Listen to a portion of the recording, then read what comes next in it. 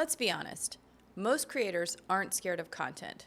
They're scared of selling. Exactly. It's easier to post something inspirational and call it building trust than to create content that actually asks for action. Because hitting publish feels productive. It feeds your ego, but not your bank account. We tell ourselves, I'm nurturing my audience, but what we're really doing is avoiding the part that feels uncomfortable, the conversion. And the truth is, the algorithm doesn't care how connected you feel. It only rewards one thing: content that works. So if you've ever looked at your analytics and thought, but people love my posts while sales stay flat, this one's for you. Because today, we're pulling apart the real difference between content that converts and content that just feels good. And if that sentence makes you a little uncomfortable, good, because that's where growth happens.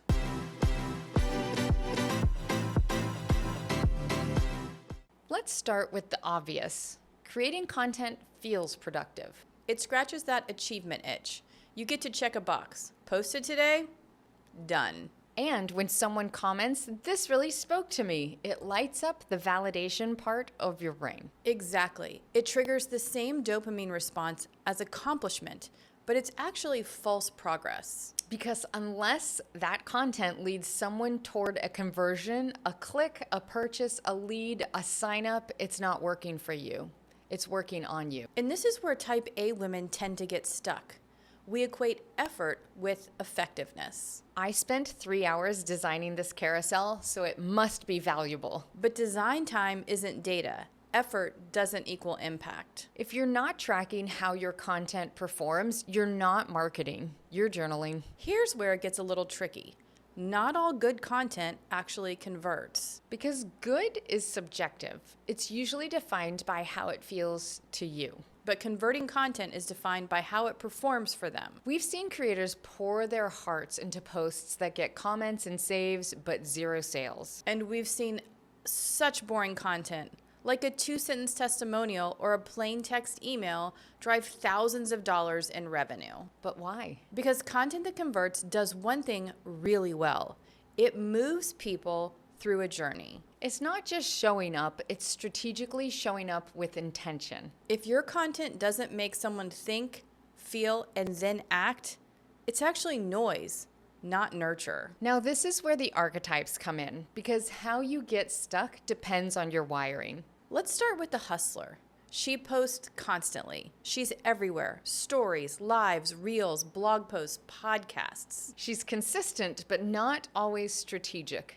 It's more about staying visible than driving results. For her, content becomes proof of effort. Look how hard I'm working. But the hustler's problem is output without optimization. She's busy, not converting. Then there's the Overplanner. She spends hours perfecting every word, image, and sequence. She has 10 unpublished drafts because none of them feel ready. Her content is gorgeous, polished, and thoughtful, but it never sees daylight. And when she checks posts, she checks analytics once, sees a low reach number, and spirals. And then we have the avoider. She knows she should be creating content, but it feels just so overwhelming. So she disappears for weeks, and when she returns, it's with a, sorry, I've been MIA post that gets sympathy, not sales. Each of these patterns stems from the same thing, making content about you instead of them. Because conversion only happens when your content is focused on the audience's journey, not your own emotions about showing up. Let's bring in a little data, because there's actually psychology behind what converts. Here we go. Brain time. Conversion-oriented content has 3 key elements: clarity, relevance, and repetition. Sounds simple, but most people mess it up by chasing creativity instead of consistency. According to Nielsen research, people decide within 0.05 seconds whether your message is relevant. That's literally faster than you can blink. So if your audience has to work to understand what you do, you've already lost them. Your content should pass what I like to call the scroll test. If someone sees it for 2 seconds, do they know 1, who it's for, 2, what it helps with, and 3, what are the next steps they need to take? And most of us overcomplicate that. We talk about how passionate we are, not what problem we solve. We write for applause instead of conversion. Which is why safe content gets engagement and strategic content gets results. So let's talk about the numbers that actually matter. Because we've all been conditioned to chase those vanity metrics, likes, views, followers. But likes don't pay the bills. And right, if you had to choose between 1,000 likes or 10 qualified leads, you should pick the leads every single time. But we don't, because social media has trained us to value visibility over viability. Here's how to tell if your content is actually working. Is it driving people to take the next step? Are your website visits, opt-ins, or sales increasing? Are you re-engaging past customers or deepening loyalty? Those are conversion indicators. Everything else is noise. Exactly. Engagement is the applause. Conversion is the paycheck. Okay, so how do we fix this? The first thing you're going to want to do is start with a content audit. Look at your last 10 posts, emails, or videos. Which ones actually generated you the results you want? And if you don't know, that's your first problem. You're not tracking outcomes. Next, categorize your content into 2 columns. Feels good versus performs well. If most of your posts are emotional reflections, inspirational quotes, or behind the scenes, those are feel good. Keep some of them. They build trust, but balance them with your conversion content. That includes things like testimonials, case studies, calls to action, how-to posts, and stories that always end with that next step.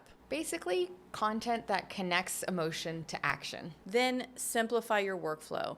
Pick one conversion goal per quarter and build your content around that and only that. For example, drive quiz completions, fill a wait list, or sell one core product. And finally, measure what matters. Watch trends over time, not overnight. Data compounds just like your effort. Let's be real. Sometimes content that converts feels uncomfortable because it's direct. Yes, it asks people to make a decision, and that triggers fear. What are you going to do if they say no? So we soften our message, we dilute our call to action. We say, if this resonates, instead of click the link. But people can't take action if you never ask them to. And if you're avoiding selling because you don't want to seem pushy, here's your reminder. Service without an offer isn't service. It's just insecurity. You can't make an impact if you're afraid to convert. You don't need to post more, you need to post with intention. Here's your challenge this week. Go through your next 3 pieces of content and ask, what action do I want someone to take after this? If you don't have an answer, it's not strategy, it's self-expression. And there's nothing wrong with that, but call it what it is. If you want your content to work for you, make it measurable. Because every piece of content is either an expense or an asset. Your goal is to make it an asset, something that builds momentum, not just noise. And if you want to know why you're stuck in the posting but not converting cycle, take our Type A quiz. It'll show you if you're a hustler creating too much, an overplanner creating too carefully, or an avoider not creating at all. And once you know that pattern, you can build a content process that actually converts without burning yourself out. Because at the end of the day, the goal isn't just to feel productive. It's to be effective. You can't fix your results by posting more. But you can fix them by improving your process. Which, funny enough, is exactly what we're talking about in next week's video. Your to-do list isn't the problem. Your process is. We'll see you there.